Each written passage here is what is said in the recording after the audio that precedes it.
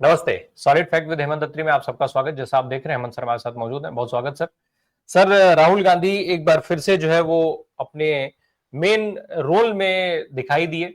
अभी जिस तरीके से वो वाई पूरन कुमार के घर पहुंचे थे, अब वो हरिओम वाल्मीकि के घर पहुंचे। हरिओम वाल्मीकि के घर पहुंचने को लेकर के जबरदस्त सियासत चल रही है। ऐसा लग रहा है जैसे राहुल गांधी हरिओम वाल्मीकि के घर जाकर के उन्होंने कोई ऐसा गुनाह कर दिया है कि भारतीय जनता पार्टी ने पूरा मोर्चा खोल रखा है। उनके यहाँ एक झूठ की फैक्ट्री चलाने वाले भाई साहब हैं जिनके ऊपर आरोप लगता है, अमित मालविया उनका नाम है।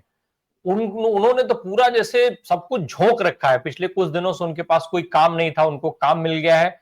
सब कुछ झोंक रखा है उन्होंने कि किस तरीके से राहुल गांधी ने हरिओम वाल्मीकि के घर जाकर के और अपराध कर दिया है। अपराध कर दिया है, कुछ इस तरीके का माहौल वो बना रहे हैं।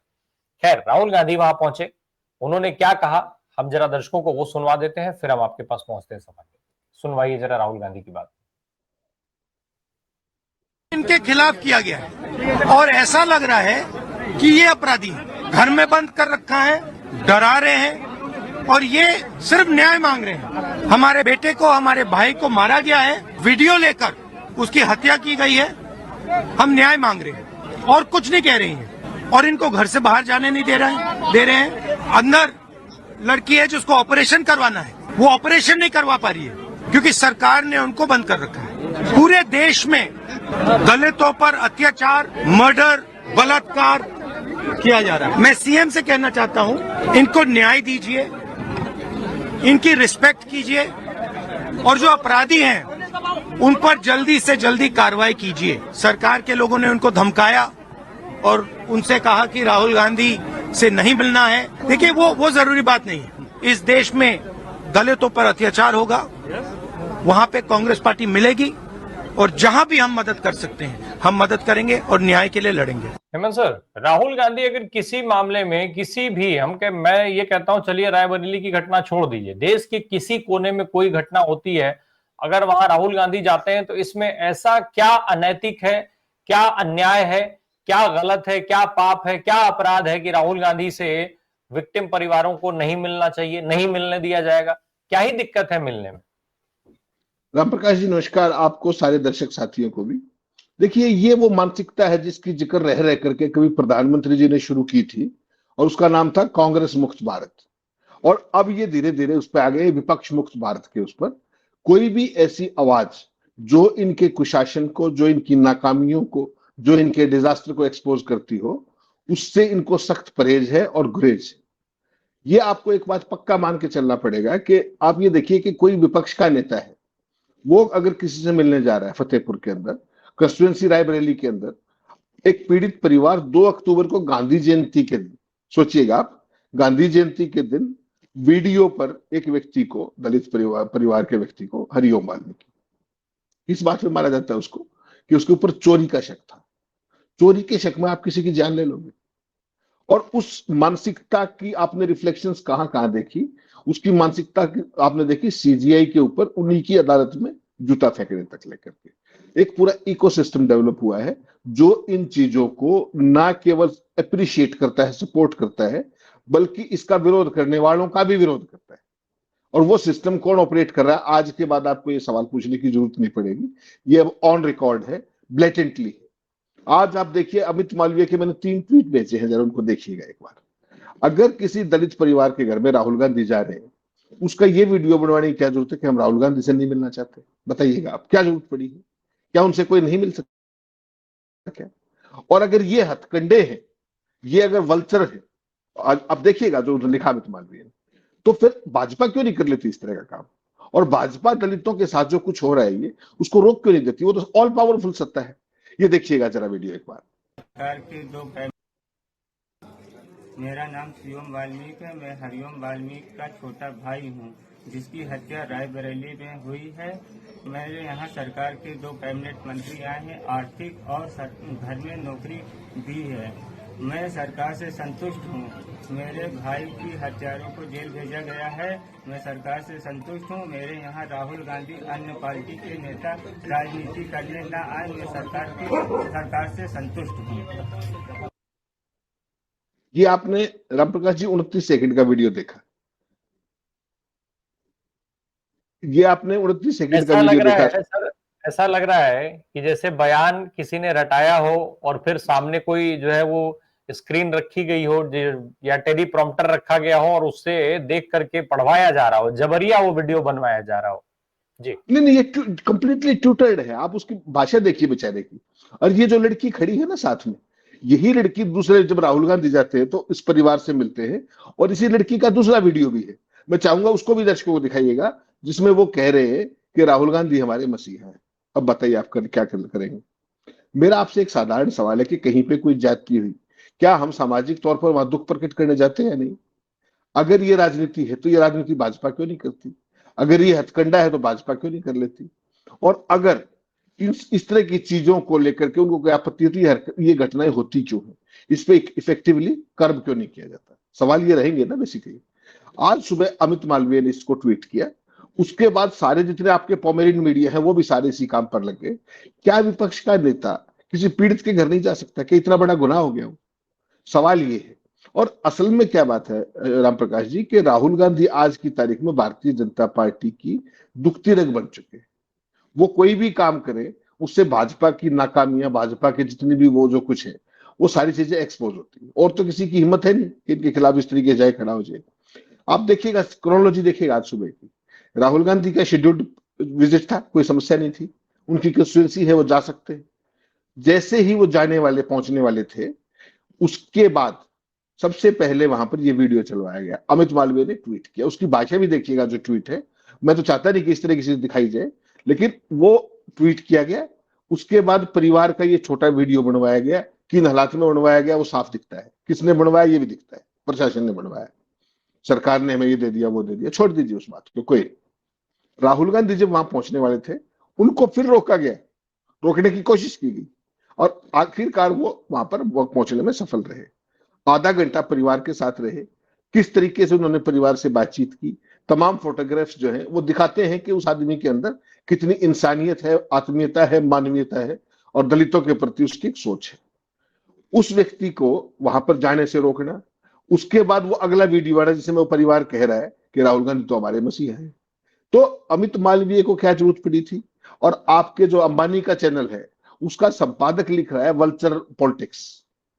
जो भाषा अमित मालवीय की है वही भाषा अंबानी के संपादक की है। इसके बाद कुछ कहने को बचता नहीं है। और यही वो चीज है जो बेसिकली दिखाती है कि इस देश में सियासत का अधिकार केवल मोदी और उनके चेलों को है। मैं तो हैरान इस बात से हूं कि इस घटना पे लेकर लीडर ऑफ अपोजिशन अगर नहीं जाएगा तो कहां जाएगा? उसकी खुद की कंस्टिट्यूंसी है। एक दलित के साथ ये होता है, चोरी के आरोप में आप किसी की जान ले लोगे? आप सोच के देखिएगा इसको, ये मानसिकता क्या है? चोरी के आरोप में जान लेना तालिबानी न्याय हो गया ना ये तो। और उसके बाद सीजेआई के साथ जो कुछ हुआ, उसको भी प्रशंसा करने वाले तमाम पोमेरियन चैनल्स उस पे उस व्यक्ति की, वकील के इंटरव्यू लेके उसको रातों रात पब्लिसिटी दिला रहे थे। ये क्या मानसिकता है? और वैसी सूरत के अंदर भारतीय जनता पार्टी कहती है कि हमारा चाल चरित्र और चेहरा भी है। तो इस देश के लोगों को यह देखना पड़ेगा कि चाल चरित्र और चेहरा कैसा है और कितना विभत्स है ये, जो किसी के यहाँ शोक प्रकट करने से भी किसी को रोकता है। शोक प्रकट तो मैं और आप जा रहे हैं, कहीं पे कुछ है, हम भी जाके हाथ जोड़ के निकलते हैं वहां से।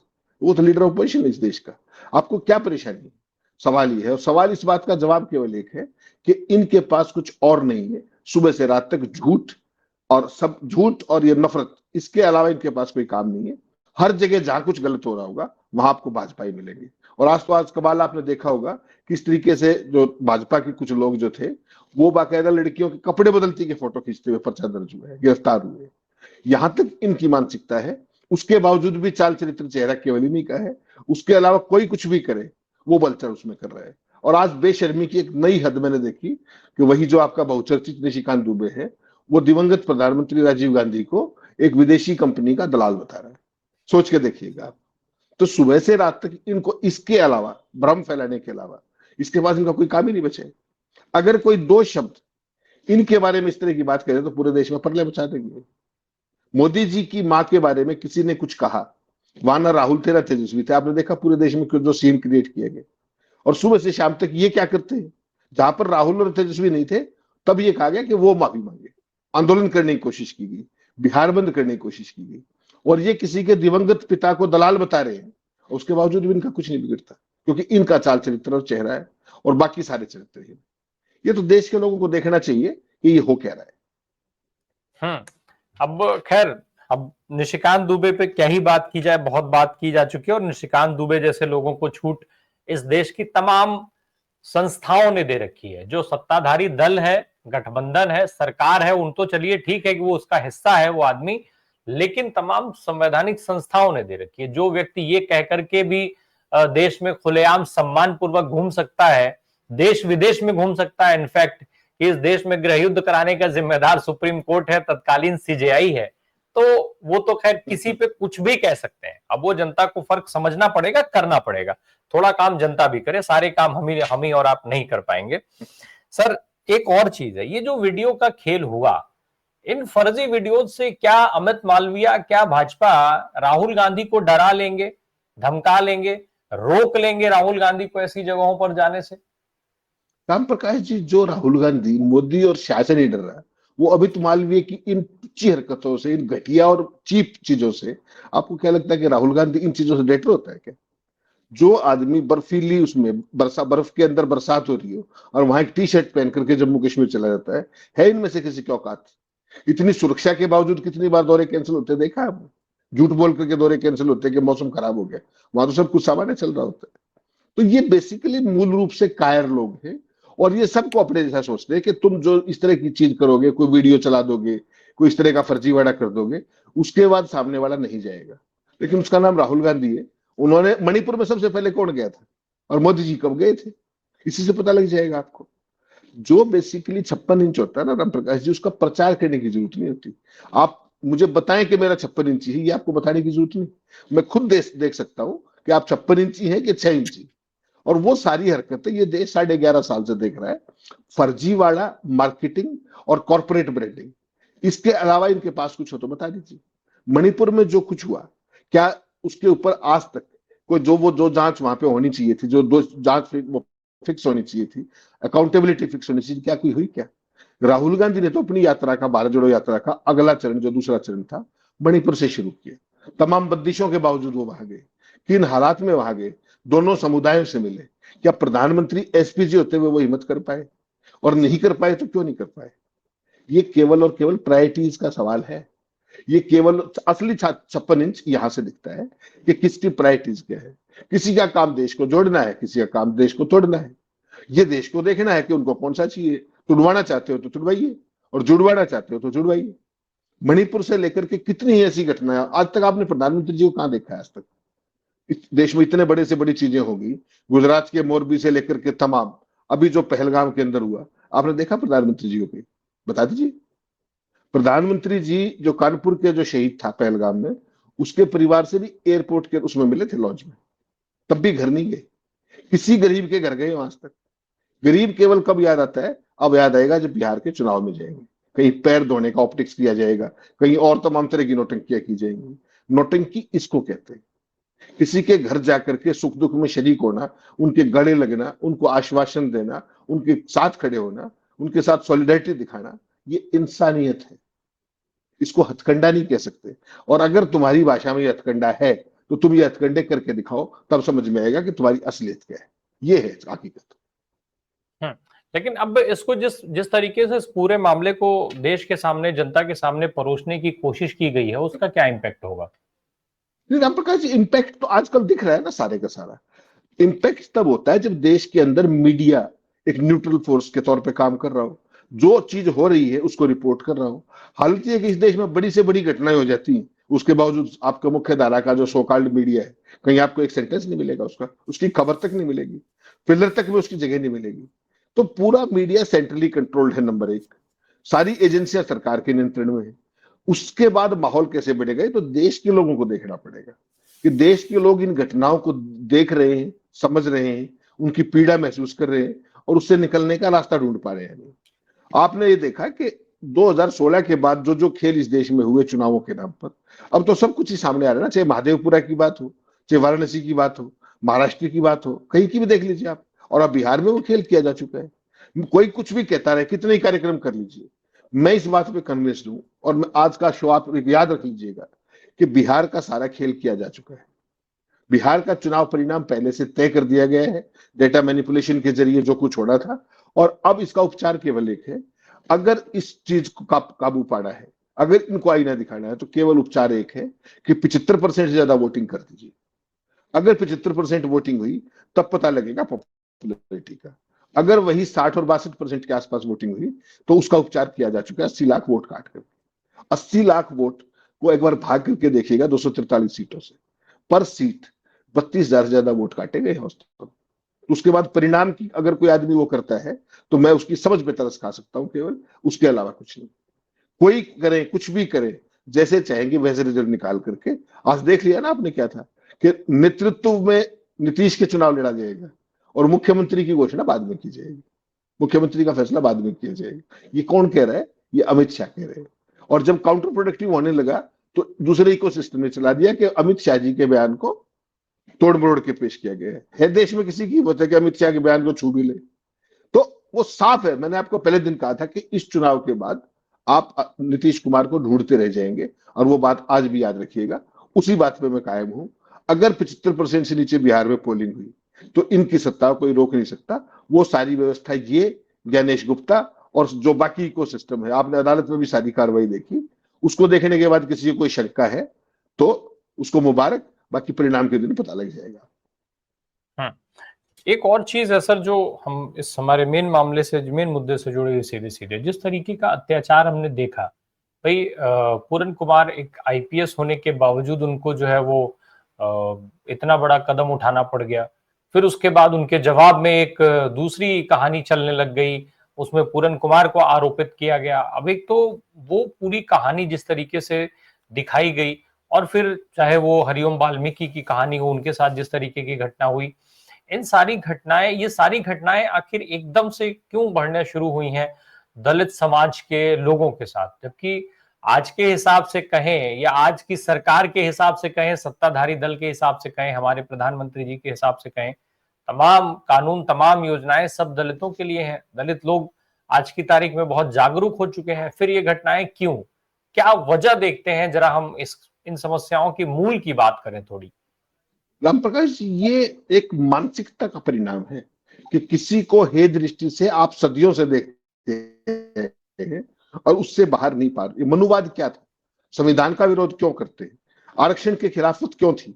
और एकदम जब वक्त पता लगा कि राहुल गांधी का जातिगत जनगणना का मसला अब कहीं कहीं क्लिक कर रहा है, तो तुरंत पहलगाम के तुरंत बाद, जब कोई अवसर भी नहीं था, उस तरह की कोई चर्चा भी नहीं थी, तब सारे मामले में अपनी नाकामियों को छुपाने के लिए धीरे से कह दिया कि हम भी जातिगत जनगणना कराएंगे, जो इनकी स्टेटेड पॉलिसी के खिलाफ है। तो बेसिकली इनकी कोई पॉलिसी नहीं है। इनकी पॉलिसी ये है कि एक बार किसी भी तरीके से जनता को बरगलाकर, जो भी वर्ग जो वल्नरेबल है, दलित सबसे ज्यादा वल्नरेबल है, आपको पता है, सबसे कमजोर है इतने सालों की आजादी के बाद भी, तो उनका नाम लेकर के सियासत करो। उनमें से जिन लोगों को जिस भी तौर पर चाहे खरीदना पड़े, चाहे कुछ भी करना पड़े, वो करो, और सत्ता में आने के बाद वो करो जो हरिओम वाल्मीकि के साथ हुआ। अगर एक घटना के अंदर एक ऐसा इफेक्टिव कार्य वो कर दिया जाए, कार्रवाई, कि जिसमें एक नजीर बन जाए कि दोबारा ऐसा सोचे ना कोई, तो आपको लगता है कि ऐसी घटना दोबारा होगी? ऐसी नजीर क्यों नहीं बनाई जाती? ये देखने की बात है कि एक मानसिकता का परिणाम है। जो मानसिकता सीजीआई पर जूता फेंकने वालों के साथ खड़ी हो सकती है, जो मीडिया उनका पक्ष ले सकता है, उससे क्या उम्मीद करेंगे आप? सवाल केवल इतना है। जिसकी कोई ना लोक लाज है, ना कोई नैतिकता है, ना कोई चरित्र है, केवल और केवल एक बात है कि सरकार का कीर्तन करना है। जिस तरह के सवाल आपके एंकरों ने पूछे जो सीजीआई वाले मामले में, मेरा सिर्फ शर्म से झुक गया खुद को पत्रकार कहते हुए। आप मूल सवाल पे नहीं जा रहे। जिस तरह की टीका टिप्पणियां वो लोग कर रहे थे, और सारे के सारे चैनल देखिएगा तो आपको लगेगा यार ये तो पेरिटेड है, ये कहीं से दिया गया है। और वो कौन देता है आजकल, ये मुझे आपको बताने की जरूरत नहीं। कौन से चैनल पे किस खबर का कौन सा रन डाउन होगा, कौन सी खबर कितनी छपेगी, किस जगह पे छपेगी कि नहीं छपेगी। आजकल तो संपादक साउथ ब्लॉक में बैठा हुआ है ना। तो ये जो चीज है बेसिकली, इसको आपको देखना पड़ेगा कि कंप्लीट इंस्टीट्यूशनल कैप्चर कर लिया गया है। और मानसिकता वही है कि चाहे वो हरिओम वाल्मीकि हो, चाहे वो सीजीआई हो, मानसिकता वही खड़ी है। अरे वो व्यक्ति ये कह रहा है, 71 साल का आदमी, ट्रेंड वकील, और वो ये कह रहा है कि मुझे भगवान ने आकर के कहा था कि तुम ये काम करो, और उसको भी सपोर्टर मिल जाते हैं। रूलिंग सिस्टम के अंदर उसको सपोर्टर मिलते हैं, चैनल्स उसको सपोर्ट करते हैं। आप फिर हरिओम वाल्मीकि तो बेचारा कुछ भी नहीं था, जहां सीजीआई अपनी कोर्ट रूम में सुरक्षित नहीं है, तो बेचारे हरिओम वाल्मीकि को कौन बचा लेगा? तो ये तो डाउन दी लाइन एक मैसेज आता है ना, कि जब दिल्ली में कोर्ट नंबर 1 सुप्रीम कोर्ट में ये हो रहा है, तो वहां पे कौन बचाने जाएगा उसको? फतेहपुर के अंदर एक यही बात है बस। सीजेआई ने क्या क्या कह दिया था कि कोई बात थी तो आप सीजेआई के खिलाफ जो कुछ करना था वो कर दीजिए, आप सत्ता में हैं। लेकिन जूता फेंकवाने की कोशिश और फिर उसको डाइल्यूट करने के लिए क्या, कि ऑब्जेक्ट करवा दी, एक ऑब्जेक्ट फेंकने की कोशिश की। तो शब्द बदलने से क्या जूता बदल गया क्या? तो इन लोगों का बेसिक, प्रधानमंत्री जी ने कितने घंटे बाद सीजीआई से बात की, सोचना पड़ेगा ना आपको, इतना समय किस बात पे लग गया? अगर वही हरकत कई भाजपा के किसी नेता के ऊपर हुई हो तो क्या करते ये लोग? ये भी तो देखने की चीज है ना, कि ये तो सब कुछ इनके लिए, सब कुछ इनका, और किसी को न्याय भी ना मिले, और कोई जाए तो उसको वल्चर बताओ आप। और मीडिया भी उसका हिस्सेदार है। मैंने आपको भेजा, वो ट्वीट दिखाइएगा, लोगों को समझ में आए कि मीडिया के नाम पर ये वल्चर। अंबानी के चैनल का संपादक है ये व्यक्ति जो इस तरह की बात लिख रहा है लीडर ऑफ अपोजिशन के बारे में। लीडर ऑफ अपोजिशन आपकी तरह कीर्तन करने लग जाए क्या सरकार का? मीडिया तो कर रहा है, अंबानी के चैनल तो ठीक कर रहे हैं, उनको तो मिल रहा है जो कुछ मिलना चाहिए, लेकिन क्या लीडर ऑफ अपोजिशन को तुम सिखाओगे? मीडिया का काम क्या था हमारा, जो हम करते आए, अपोजिशन को ज्यादा स्पेस देना ताकि लोगों के मुद्दे उठे, सरकार का ध्यान खींचा जाए। यहां सरकार का कीर्तन किया जाता है सुबह से रात तक और कोई पूछने वाला नहीं। ये है ना समस्या राम प्रकाश।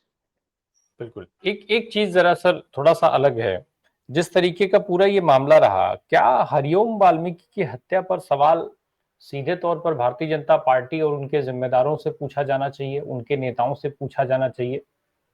न्याय की बात तो राहुल गांधी ने कर दी, न्याय दिलाने का तो कही रहे, वो अपील चलिए, न्याय दिलाने का काम राहुल गांधी करें, लेकिन क्या ये सवाल पूछा जाना चाहिए सीधे तौर पर भाजपा से कि आखिर ये हुआ तो क्यों हुआ, कौन लोग थे, कैसे बनाए गए, आखिर ये आपने कौन सी विचारधारा को बढ़ाने का बीड़ा उठा रखा है? राम प्रकाश जी, यही सवाल बेसिकली किससे पूछा जाएगा? अगर मान लीजिए कल कोई घटना, ऐसी घटना तेलंगाना में होती है, तो क्या ये सवाल तेलंगाना की सरकार से नहीं पूछा जाएगा? हिमाचल में हो तो उनकी सरकार से नहीं पूछा जाएगा? तो भाजपा को क्यों आपत्ति है? आप अपने शासन को ऐसा फुल प्रूफ बनाइए ना, और दलित अत्याचार ना हो इसके लिए जो भी इफेक्टिव कदम उठाने हैं आप उठाइए उसको, ना केवल उठाइए बल्कि उठाते हुए दिखिए, और उसके परिणाम ग्राउंड पे महसूस किए जाने चाहिए। योगी आदित्यनाथ तो ये कहते हैं ना कि मेरे यहाँ तो लॉ एंड ऑर्डर के मामले में रामराज आ गया।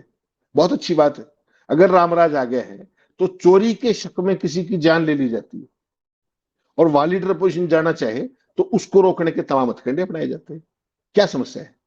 अगर कोई गलती रहेगी तो गलती को स्वीकार कीजिए, उसको ठीक कीजिए, और भविष्य में वो ना हो उसको सुनिश्चित कीजिए। वो करने की बजाय लीडर ऑपोजिशन का रास्ता रोक लीजिए, परिवार वालों से फर्जी वीडियो बनवा दीजिए, प्रोपेगेंडा चलाइए, जाने वालों को वल्चर वल्चर बताइए। असली वल्चर कौन है वो तो इस देश के लोग जान रहे हैं। 11.5 साल से इस देश का क्या हाल कर दिया है। इस देश की जो गंगा जमुनी जो तहजीब थी वो कहां खड़ी हुई है आज? विपक्ष के नेता के बारे में इस तरह के शब्द। अरे भाई, आप पॉलिटिकल अपोनेंट हो एक दूसरे के, आप राजनीतिक शत्रु नहीं हो। जो अमित मालवीय सुबह से रात तक करते हैं राहुल गांधी के बारे में, जो निशिकांत दुबे की पत्नी पर जो आरोप लगे उसका जवाब दे दिया है? कोई जवाब उसका? वो नहीं, उसका जवाब नहीं देंगे। एक दिवंगत व्यक्ति जो, कब उनकी डेथ हुई थी राजीव जी की? 91 में। आज कितने साल हो गए? 34 साल। उसको कह रहे कि वो दलाल थे किसी कंपनी। ये इनका चाल चरित्र और चेहरा है, ये इनका संस्कार है, और ये सनातनी है। अगर ये सनातन की रक्षा कर रहे हैं तो माफ कीजिएगा, तो हमारे जैसे लोग क्या करेंगे? सर एक एक चीज और है, जब ये चीजें बनती हैं, चक्कर ये है ना कि हम लोग जो बात एक बार बार करते हैं कि जवाब देंगे क्या, आज तक किसी मामले में इन्होंने जवाब दिया है भाजपा के किसी नेता ने, जो हम निशिकांत दुबे या उनकी पत्नी या किसी के ऊपर आरोपों की को लेकर के ये सवाल पूछें? दूसरा कि आखिर ये जो सवाल जिनके जवाब नहीं आते हैं, जनता को क्यों नहीं समझ में आता है कि सवालों के जवाब क्यों नहीं मिलते हैं हमें? राम प्रकाश जी, देखिए, एक्सपोज करने के लिए आपको सारी चीजें बतानी तो पड़ेगी ना कि इनकी असलियत थी। और आपने कहा जनता को क्यों नहीं समझ में आते? दो चीजें आपको दे, जनता तक बात कैसे पहुंचेगी? जो उसको एम्पलीफाई, कोई किसी भी मुद्दे को एम्पलीफाई कौन करता है? मीडिया, अखबार, चैनलों की हालत आपको पता है। समाचार पत्रों के नाम पर प्रचार पत्र छप रहे हैं, तो वहां तक बात जाएगी कैसे? सोशल मीडिया अकेला एक ऐसा विकल्प बचा है विपक्ष के पास जो छोटी मोटी चीज जितनी भी पहुंच पाती है, चाहे वो हरिओम वाल्मीकि हो। आज सुबह से आपने देखा हरिओम वाल्मीकि ट्रेंड कर रहे हैं, जो उनके साथ जो कुछ हुआ वो ट्रेंड कर रहा है। हालांकि वो घटना कब की है, 2 अक्टूबर की। तो उसका कारण समझना पड़ेगा आपको, क्या कि लोगों का इंटरेस्ट है उस बात में। इसीलिए आपने देखा कि सरकार पिछले कुछ समय से सोशल मीडिया की बढ़ती ताकत को लेकर के भी बहुत चिंतित है, और उसको कर्व करने के लिए, सोशल मीडिया के प्रचार प्रसार को कर्व करने के लिए जो कुछ संभव है उससे ज्यादा किया जा रहा है। कि कोई वीडियो जिस मुद्दे पर वो चाहे कि ना चले तो वो नहीं चलेगी, ये मान करके चलिएगा। उसके लिए जो भी जुगाड़ करना है वो सारा जुगाड़ ये कर चुके हैं। और कल सुप्रीम कोर्ट में हियरिंग के दौरान भी देखा किस तरीके से सोशल मीडिया के नाम पर जो जो चर्चाएं की गई कि सोशल मीडिया में ऐसे लोग बैठे, ऐसे लोग बैठे। सोशल मीडिया में भी होंगे ऐसे तत्व हर जगह, लेकिन मुख्य धारा के मीडिया को देख लीजिए ना, वहां तो सब कुछ कंट्रोल आपके पास है, कमांड आपके पास है, लाइसेंस आपके पास है। किसी को आज तक शोकॉज नोटिस दिया तो बता दीजिए। क्यों? क्योंकि वो सूट करता है। सोशल मीडिया में आप जैसे मेरे जैसे 4 लोग सवाल पूछ लेते हैं, उस पर आपत्ति है। और एक चीज मत भूलिएगा, प्रधानमंत्री जी जो 2014 में सत्ता में आए थे, उसमें एक बहुत बहुत बड़ा रोल सोशल मीडिया का था। और अगर ये सोशल मीडिया पे जो कुछ चल रहा है आज की तारीख में, अगर ये 2-4 साल और चला तो मान करके चलिएगा 50 साल शासन करेंगे, 50 साल शासन करेंगे और 35 साल अब विपक्ष में और बैठना है। ये मैं कह सकता हूं कि अगर ये केवल मुद्दा मीडिया इंडिपेंडेंट हो जाए ना और सारे सवाल पूछने लग जाए, तो इनको 50 साल कोई नाम लेवा नहीं बचेगा। इसीलिए इनको सबसे ज्यादा चिंता पहले मुख्यधारा मीडिया की थी, उसको कंट्रोल किया। अब इनकी गिद्ध दृष्टि सोशल मीडिया के ऊपर है। इसलिए हम सबको भी सावधान होकर के काम करना चाहिए, क्योंकि फर्स्ट अवेलेबल अपॉर्चुनिटी पे ये गला घोटने से पीछे नहीं हटेंगे। इनकी चिंता, इनकी दुखती रग सच्चाई है। इनकी दुखती रग ये है कि इनको कोई एक्सपोज कर रहा है, और वो स्पेस कहां बचा है, सोशल मीडिया पे। इसलिए इनका अगला निशाना सोशल मीडिया होने वाला है, और ब्रॉडकास्ट बिल उसकी एक बानगी भर है, ये मान करके चलेंगे। अब निश्चित तौर पे खैर अंबानी के चैनल ने जो जो गुड़गोबर किया वो अमित मालविया साहब का भी मुझे लगता है नुकसान कर गया वो। बहरहाल अब राहुल गांधी को रोके जाने के लिए क्या क्या हथकंडे अपनाए जाते हैं, इस एक मामले से जनता को साफ तौर पे दिख गया होगा। समझने की बात है, अब आप कितनी जल्दी समझ लीजिए और कितनी गहराई से समझ लीजिए, उतना ही जल्दी और उतना ही गहराई से आपको शायद फायदा होगा इन सारी चीजों का। आपको इन द सेंस कि देश के लोगों को, देश की जनता को, देश को फायदा होगा। बहुत बहुत शुक्रिया सर हमसे बात करने के लिए। Thank you so much.